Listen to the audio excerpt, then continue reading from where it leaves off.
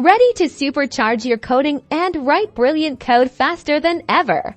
Let's dive into integrating GitHub Copilot right into your Visual Studio Code workflow. To get started, we need to ensure you have Visual Studio Code itself open and ready.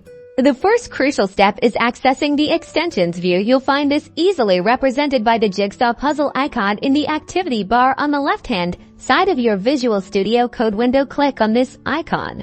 Once the extensions view is open, locate the search bar at the very top here. You'll type in GitHub Copilot. As you type, the marketplace will immediately begin suggesting relevant extensions. Look for the official GitHub Copilot extension. It's usually the top result and will have the GitHub Copilot branding prominently displayed. To install it, simply click the distinct blue Install button next to the GitHub Copilot extension. Visual Studio Code will then download and automatically install the necessary components. After the installation is complete, you might be prompted to sign in. Follow the on-screen instructions to authenticate with your GitHub account. This is essential for Copilot to function correctly.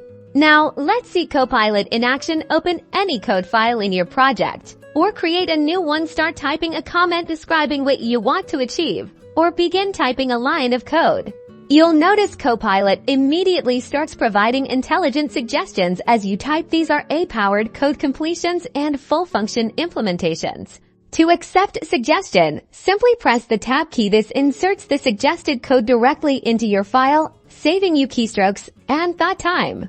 Copilot can help you understand existing code by offering explanations or generating boilerplate code for common tasks, significantly accelerating your development pace. With GitHub Copilot integrated into Visual Studio Code, you're now equipped to write cleaner, more efficient code and tackle your software development projects with newfound speed and confidence. Happy coding!